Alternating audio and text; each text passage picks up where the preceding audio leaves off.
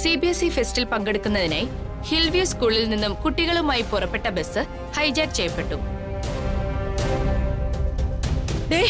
നമ്മുടെ മാള് പോയ ബസിന്റെ വാർത്ത ടിവിയില്.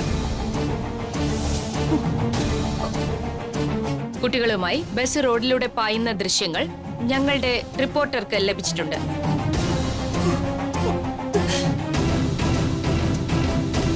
ഹൈജാക്കേഴ്സ് ഇതുവരെ ആരുമായി ബന്ധപ്പെടുകയോ അവരുടെ ആവശ്യങ്ങൾ ഉന്നയിക്കുകയോ ചെയ്തിട്ടില്ല. ഇതിന് പിന്നിൽ ഏതെങ്കിലും ഭീകര സംഘടനയാണോ എന്നറിയാൻ അധികൃതർ ശ്രമം തുടങ്ങിയിട്ടുണ്ട്.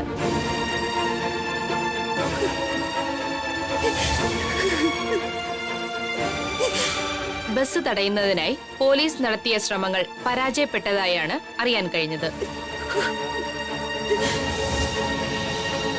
ഇത് സർക്കാരിന്റെ കഴിവുകേടാണെന്നും മുഖ്യമന്ത്രി രാജിവെക്കണമെന്നും പ്രതിപക്ഷ നേതാവ് ആവശ്യപ്പെട്ടു.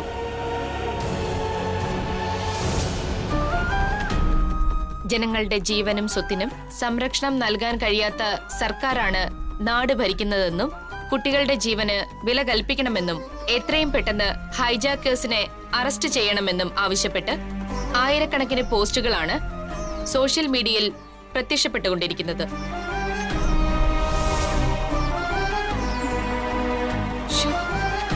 എന്റെ ദൈവമേ, എന്തൊക്കെയാ കാണുന്നേ?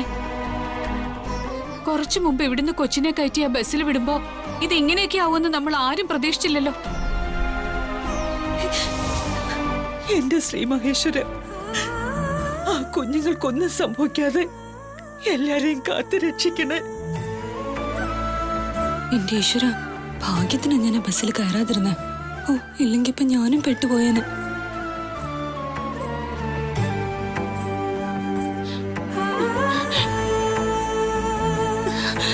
എങ്ങനെയെങ്കിലും എല്ലാവരും രക്ഷിക്കാൻ പറ്റിയ മതിയായിരുന്നു.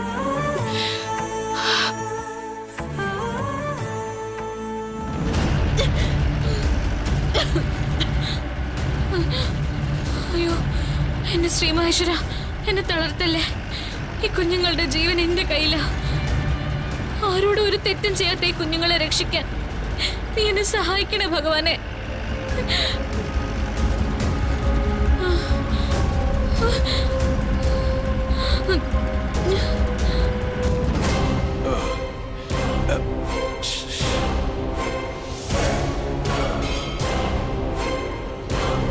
എന്നാലും ഇത് എന്ത് കുന്തോ, എന്തോ പ്രശ്നമുണ്ട്.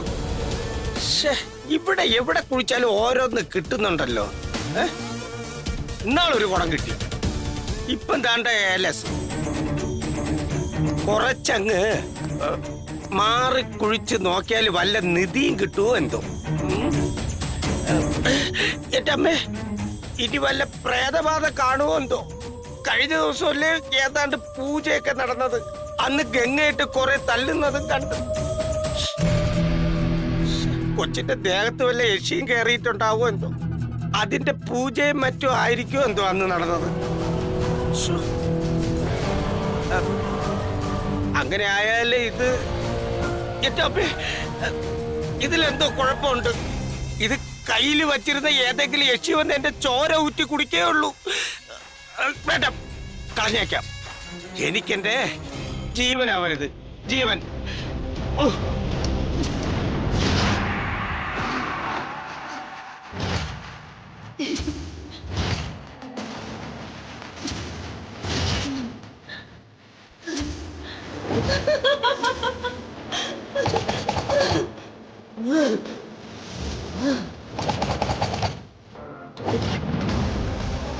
ആ ഏലസ് ആരോ എടുത്ത് മാറ്റിയിരിക്കുന്നു. ഇനി എനിക്ക് ഈ വീടിന്റെ പുറത്ത് പോകാം. എത്രയും പെട്ടെന്ന് എനിക്കെന്റെ മാളൂനെയും ഗംഗയും രക്ഷിക്കണം.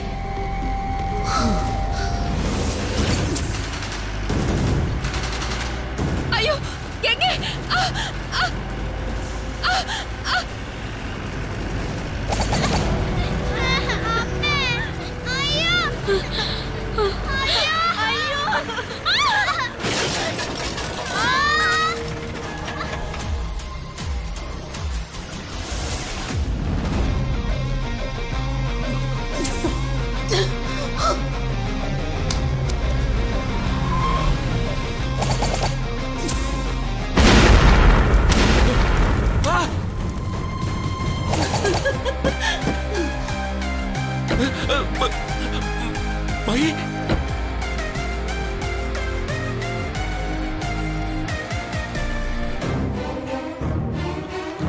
അജിത്തെ, മോളെ, മാളു, മോളെ.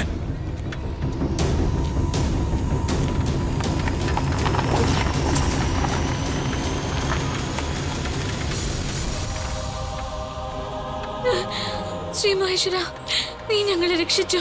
അയ്യോ,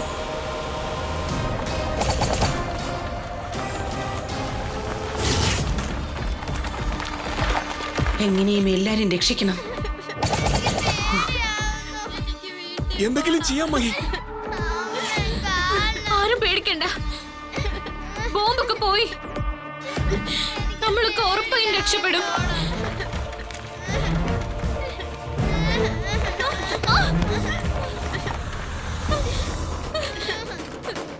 രേഷ്മ, അജിത്തേട്ടാ, മഹിയേട്ടാ, മോളെ, പേടിക്കണ്ട. മഹി, മഹിയേട്ടാ, വാ. രേഷ്മേ, മാളു, മാളു, ഗംഗേ, മഹിയേട്ടാ, അജിത്തേട്ടാ, അജിത്തേട്ടാ, മഹിയേട്ടാ, മഹി, ഗംഗേ, മഹിയേട്ടാ. കുട്ടികളെ രക്ഷിക്കുക. കുട്ടികളെന്താ?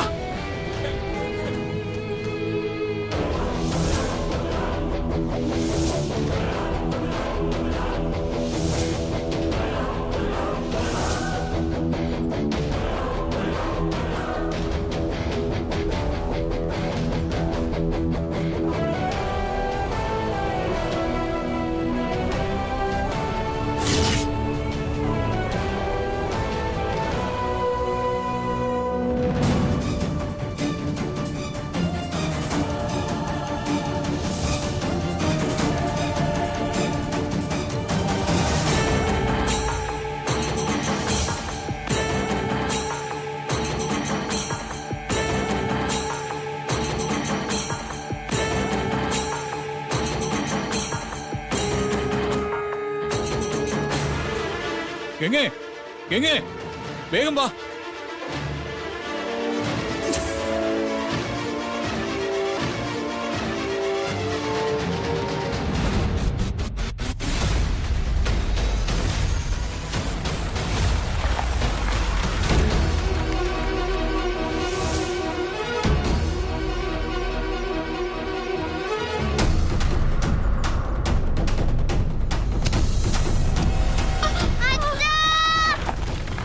മഹി, ചാട്.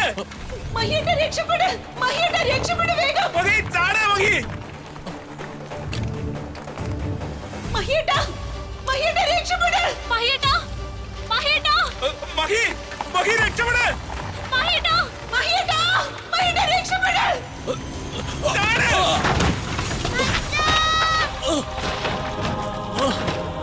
മഹി, മഹിയേട്ടാ, അയ്യോ, മഹിയേട്ടാ, മഹിയേട്ടാ, മഹിയേട്ടാ,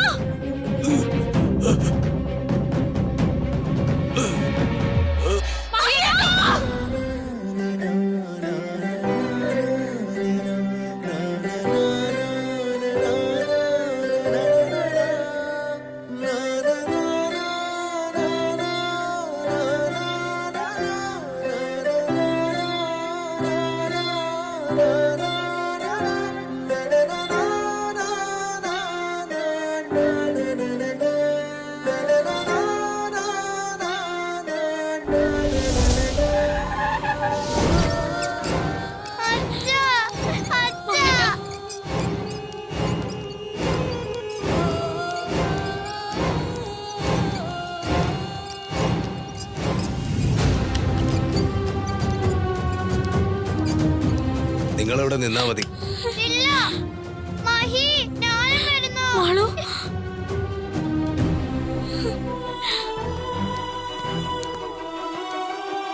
എന്റെ ശ്രീ മഹേശ്വര, മഹിയേട്ടനെ രക്ഷിക്കണേ.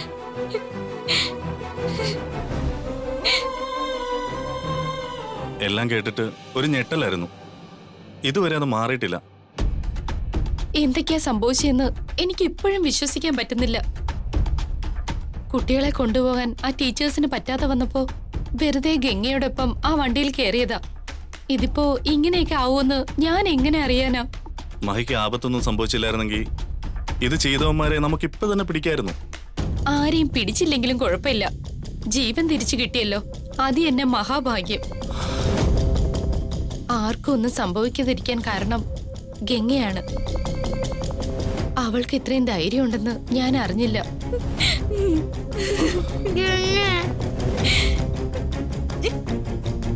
ഗംഗേ, മഹേട്ടൻ പേടിക്കണ്ട, മഹിക്കൊന്നും സംഭവിക്കില്ല. നമ്മൾ കൃത്യസമയത്ത് തന്നെ ഹോസ്പിറ്റലിൽ എത്തിച്ചല്ലോ.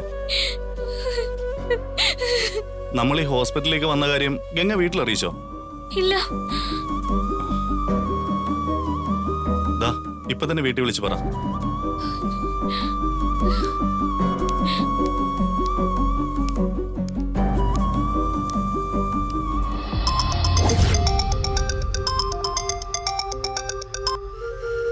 ഹലോ ഹലോ ആന്റി, ഞാൻ ഗംഗയാ. ഹലോ ഗംഗേ, അവിടുന്ന് ഒരു വിവരം അറിയാതെ ഞങ്ങൾ എല്ലാവരും വലിയ ടെൻഷനില്ല. എന്താ എന്താ അവിടെ സംഭവിച്ചത്? അത് വലിയൊരു അപകടം സംഭവിച്ചു. ഞങ്ങളിപ്പോ ഹോസ്പിറ്റലിലാ.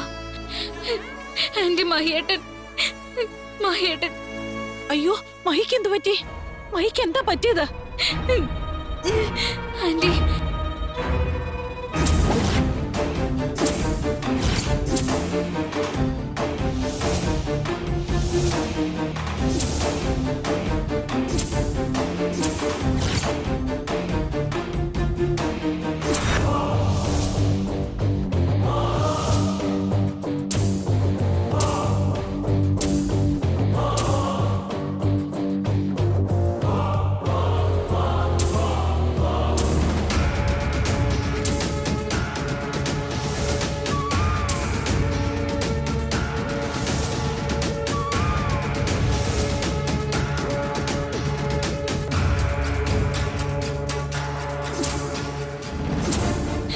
നിങ്ങൾ ആരെങ്കിലും പെട്ടെന്ന് ഇങ്ങോട്ട് വരുമോ?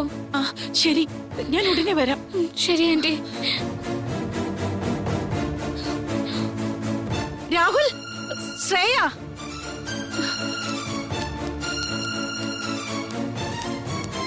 ആന്റി, എന്താ ആന്റി, എന്താ പറ്റിയേ? കുട്ടികളെ രക്ഷിക്കുന്നതിനിടയിൽ മഹിക്ക് പരിക്ക് പറ്റി ആശുപത്രിയിലാണെന്ന്. നമുക്ക് എത്രയും പെട്ടെന്ന് ഹോസ്പിറ്റലിലേക്ക് പോണം. അതെങ്ങനെയാ മഹേട്ടിന് പരിക്ക് പറ്റിയേ? വണ്ടിയിലുണ്ടായിരുന്നത് ഗംഗയും മാളും രേഷ്മയല്ലേ? അതെ, പക്ഷെ വണ്ടി ഒരു താഴ്ചയിലേക്ക് മറിയുന്ന അവസ്ഥയിലേക്ക് നിന്നുപോയി. ആ സമയം അവരെല്ലാവരും ചേർന്ന് കുട്ടികളെ രക്ഷിക്കുമ്പോഴാ മഹിക്ക് അപകടം പറ്റിയെന്ന് അറിഞ്ഞത്. അപകടം എന്ന് പറഞ്ഞാ വലിയ രീതിയിൽ മഹിയേടന് പരിക്ക് പറ്റിയോ? ഗംഗയെ വിളിച്ചത്, അവള് കരയാ. അപകടത്തിന്റെ ഡീറ്റെയിൽസും മഹിയുടെ കാര്യവും കൃത്യമായി അറിയണമെങ്കിൽ അവിടെ ചെന്നിട്ടേ കാര്യമുള്ളൂ. എന്നാലും മഹിയേടന് എങ്ങനെ അപകടം പറ്റിയെന്നാ മനസ്സിലാവാത്തത്? ഗംഗയല്ലേ പറഞ്ഞത്, ചെന്ന് കണ്ടാലേ സത്യം അറിയൂ. അതെ, മഹേട്ടിന്റെ കൈയൊന്നും മുറിഞ്ഞാ പോലും ഗംഗ അത് ഓവറായിട്ടേ പറയുള്ളൂ. അത് ഗംഗയ്ക്ക് മഹിയേടനോടുള്ള സ്നേഹ കൂടുതലുണ്ട്. അതൊന്നുമല്ല, അവള് വെറുതെ എല്ലാവരുടെയും മുന്നിൽ ആളാവാൻ ഷോ കാണിക്കുന്നതാ. ഈ പ്രശ്നം എല്ലാം ഉണ്ടാവാൻ കാരണക്കാരി അവൾ ഒരുത്തിയ. അല്ലെങ്കിൽ ഇതെല്ലാം ഏതോ ഒരു വാർത്ത കാണുന്ന ലാഘവത്തില് നമ്മൾ കണ്ടു തീർക്കേണ്ട കാര്യം മാത്രമായിരുന്നു. ഞാൻ അവളോട് പറഞ്ഞതാ ഈ പരിപാടിക്ക് പോണ്ടാന്ന്. അപ്പൊ അവൾക്കായിരുന്നു പോയേ തീരുന്ന് വാശി. അതിന് ഇങ്ങനെയൊക്കെ സംഭവിക്കുമെന്ന് അവരെങ്ങനെ അറിയാനാ? ഇവിടുന്ന് ഇറങ്ങാൻ തുടങ്ങിയപ്പോഴേ ശകുനപ്പിഴകളുടെ ഒരു ഘോഷയാത്ര ഉണ്ടായിരുന്നു. അത് മതിയല്ലോ പോകരുതെന്ന് മനസ്സിലാക്കാൻ. എന്താ എന്താ എല്ലാരും വലിയ ടെൻഷനില്? മഹിയേട്ടിന് അപകടം പറ്റി ആശുപത്രിയിലാണെന്നമ്മേ. അയ്യോ, എന്നിട്ട് നിങ്ങൾ എന്താ ആശുപത്രിയിൽ പോകാതെ നിൽക്കുന്നേ? ഞങ്ങൾ ഇറങ്ങുക. എന്നാ ഞാനും വരാം.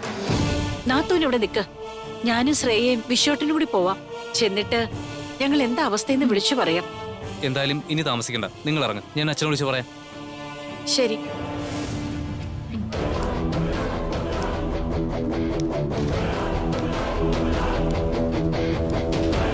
മഹിയുടെ പരിക്ക് വലുതാണെങ്കിൽ അവൻ ഇതോടെ അങ്ങ് തീർന്നു കിട്ടിയാൽ മതിയായിരുന്നു. ഒരു ശല്യം വലിയ പ്രയാസമൊന്നുമില്ലാതെ അങ്ങ് തീർന്നേനെ.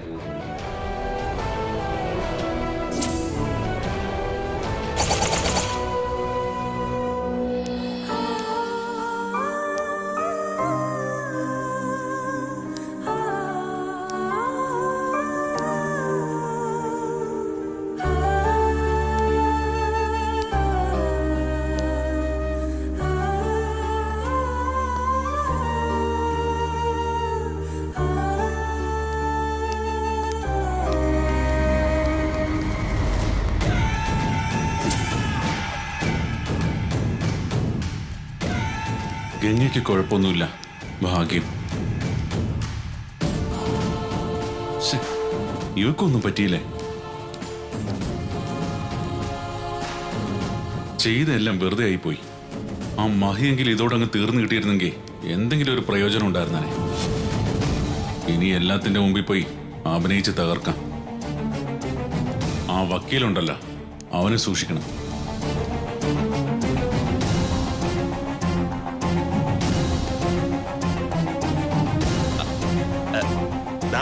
നകുല് വരുന്നുണ്ടല്ലോ. ഗംഗേ, നിനക്കൊന്നും പറ്റിയില്ലല്ലോ? എനിക്ക് കുഴപ്പമൊന്നുമില്ല. പക്ഷേ മഹേട്ടൻ, ഞാൻ ആകെ പേടിച്ചുപോയി. കേട്ടപ്പോ തുടങ്ങിയ വിറയല. ഇതുവരെ അത് മാറിയിട്ടില്ല. എങ്ങ പേടിക്കണ്ട, മൈക്ക് ഒന്നും സംഭവിക്കില്ല. ആശുപത്രിയിലെത്തിയില്ലേ, ഇനിയല്ല അവര് നോക്കിക്കോളും. ഞാനിടയ്ക്ക് ഗംഗയെ കാണാൻ വീട്ടിൽ വന്നിരുന്നു. അപ്പോ ഗംഗ മാളുവിനെ കൊണ്ട് ബസ്സിൽ പോകുന്ന വിവരം അറിഞ്ഞു. ഒരിക്കലും പ്രതീക്ഷിക്കാത്തൊരു കാര്യമായി പോയത്. ഗംഗ എന്റെ കൂടെ വരുന്നത് എന്തിനാ പ്രതീക്ഷിക്കാതെ ഇരിക്കുന്നത്? അത് പിന്നെ ഗംഗ അങ്ങനൊന്നും പോകാറില്ലല്ലോ, അതുകൊണ്ടാ. കുട്ടികൾക്കൊപ്പം വന്ന ടീച്ചേഴ്സിന് വീട്ടിലെത്തിയപ്പോ വയ്യാണ്ടായി. അതാ കുട്ടികളുടെ കൂടെ ഗംഗയും രശ്മിയും പോയത്. സംഭവിച്ചതെല്ലാം ഇപ്പോഴും ഓർത്തു നോക്കാൻ പേടിയാ. മരണത്തെ തൊട്ടു മുന്നിൽ കണ്ട നിമിഷങ്ങളാ അത്. ഇതുവരെ ഒരു സൈക്കിൾ പോലും ഓടിക്കാത്ത ഗംഗ ആ ബസ് ഓടിക്കുന്നത് കണ്ടിട്ട് എനിക്കങ്ങ് വിശ്വസിക്കാൻ പോലും സാധിച്ചില്ല. അതൊക്കെ മനസ്സിന്റെ കഴിവാ. രക്ഷപ്പെടാൻ മുന്നിൽ ഒരു വഴിയും കാണാതാവുമ്പോ നമ്മൾ അറിയാതെ പലതും ചെയ്തു പോവും. അതാവും ഗംഗയുടെ കാര്യത്തിൽ സംഭവിച്ചത്. അത്രയും കുഞ്ഞുങ്ങളെയും മാളുവിനെ രക്ഷിക്കാൻ വേണ്ടി ശ്രീ മഹേശ്വരൻ അതെല്ലാം എന്നെ കൊണ്ട് ചെയ്യിച്ചതാവും. അല്ലാതെ ഞാൻ എങ്ങനെയാ വണ്ടി ഓടിച്ചെന്നൊന്നും എനിക്കിപ്പോഴും അറിയില്ല. എന്തായാലും അവരെല്ലാരെയും രക്ഷിക്കാൻ സാധിച്ചില്ലേ, അത് തന്നെ വലിയ കാര്യാ. ഗംഗ പറഞ്ഞതുപോലെ എല്ലാം ഭഗവാന്റെ അനുഗ്രഹമാണെന്ന് കരുതിയാ മതി. അത്തരം ഒരു സിറ്റുവേഷനിൽ ഗംഗയ്ക്ക് അങ്ങനെയൊക്കെ ചെയ്യാൻ പറ്റിയല്ലോ. ഡ്രൈവർ തളർന്നു വീണപ്പോ വണ്ടി ഓടിക്കാൻ അറിയാവുന്ന എനിക്ക് പോലും എന്താ ചെയ്യേണ്ടതെന്ന് അറിയില്ലായിരുന്നു. ഒന്നും അറിയില്ലെങ്കിലും ഗംഗ മനസ്സിന്റെ ധൈര്യം കൊണ്ട് പറ്റുന്നതൊക്കെ ചെയ്തു, എല്ലാരെയും രക്ഷിച്ചു.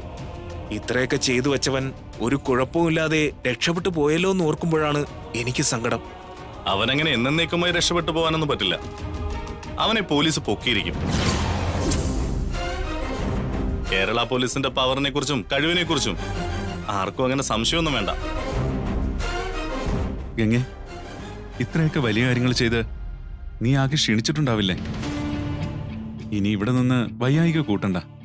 എന്റെ ഒപ്പം പോരൂ, ഞാൻ വീട്ടിൽ കൊണ്ടുവന്നാക്കാം. വേണ്ട, എനിക്കൊരു കുഴപ്പമില്ല. മഹേട്ടൻ ഇങ്ങനെ ഒരു അവസ്ഥയിൽ ഇവിടെ കിടക്കുമ്പോ ഞാൻ എങ്ങനെ വരാനാ? ഞാൻ വരുന്നില്ല. മഹിയെ നോക്കാൻ ഇവിടെ ഇത്രയും പേരുണ്ട്.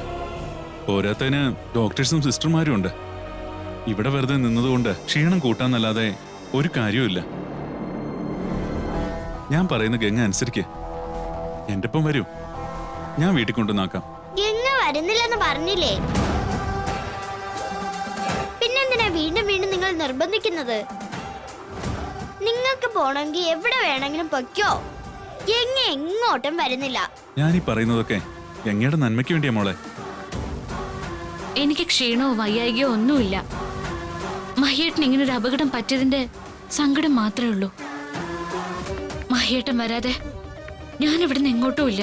നകുൽ ഇനി ഗംഗയെ നിർബന്ധിക്കണ്ട. ഗംഗ ഇവിടെ തന്നെ നിന്നോട്ടെ. അതെ, വീട്ടിലെല്ലാവരെയും വിവരം അറിയിച്ചിട്ടുണ്ട്. അവരെല്ലാവരും ഇപ്പൊ തന്നെ ഇങ്ങോട്ട് പുറപ്പെട്ടിട്ടുണ്ടാവും. ഈ സമയത്ത് അങ്ങോട്ട് ചെന്നാൽ അവിടെ ആരും ഉണ്ടാകാൻ പോകുന്നില്ല. എന്നാ ഞാൻ മാളുവിനെ വീട്ടിൽ കൊണ്ടാക്കാം. നിങ്ങൾക്ക് പോണമെങ്കിൽ പൊയ്ക്കോളാൻ പറഞ്ഞില്ലേ? ആരെങ്കിലും കൊണ്ടേ പോകുള്ളൂന്ന് നിങ്ങൾക്ക് എന്താ ഇത്ര നിർബന്ധം? ഗംഗയെ ഞാനും അച്ഛനില്ലാതെ എങ്ങോട്ടും വരില്ല. എല്ലാരും ഇപ്പൊ ഇവിടേക്ക് വരുമല്ലോ. മാളു ഇവിടെ തന്നെ നിന്നോട്ടെ. മാളു എല്ലാം കണ്ട് ഭയന്നിട്ടുണ്ടാവില്ലേ? അതാ ഞാൻ അങ്ങനെ പറഞ്ഞത്. എന്റെ കൂടെ ഗംഗയെ ഉണ്ടായിരുന്നു. എന്നെ രക്ഷിക്കാൻ അച്ഛനും കൃത്യസമയത്ത് അവിടെ വന്നു. പിന്നെ ഞാനെന്തിനാ പേടിക്കുന്നേ? ഗംഗ കൂടെ ഉണ്ടെങ്കിൽ എനിക്ക് ഒരു പേടിയും ഇല്ല. എന്നാലും ഈ കുഞ്ഞുങ്ങൾ കയറുന്ന ബസ്സിൽ ബോംബ് വെക്കാൻ ഇവർക്ക് മനസ്സ് വന്നത് എങ്ങനെയാന്നാ? തീവ്രവാദിയായാലും എന്ത് വാദിയായാലും ഇവനൊക്കെ കുറച്ചെങ്കിലും മനസാക്ഷി വേണ്ടേ? ഒന്നും ഉണ്ടാകില്ല വക്കീലേ. അല്ലെങ്കിൽ ഇങ്ങനെയൊക്കെ ചെയ്യൂ? ഓ, ഒരു നിമിഷം ഞാൻ എൻ്റെ രേഷ്മ വരെ എനിക്ക് നഷ്ടപ്പെടുമെന്ന് വിചാരിച്ചു. ആ ബസ് നിന്ന് അതിൽ നിന്ന് ഇവര് തിരിച്ചിറങ്ങി വരുന്നത് കണ്ടപ്പോഴാ എന്റെ ശ്വാസം എനിക്ക് തിരിച്ചു കിട്ടിയേ. ഗംഗയും മഹിയും ചേർന്ന് ആ കുഞ്ഞുങ്ങളെ എല്ലാം രക്ഷിച്ചു. അവസാനം എന്തോ സംഭവിച്ച് മഹിക്ക് അപകടം ഉണ്ടായി. ഇത് ചെയ്തത് ആരായാലും അവനൊക്കെ പുഴുത്തെ ചാവും.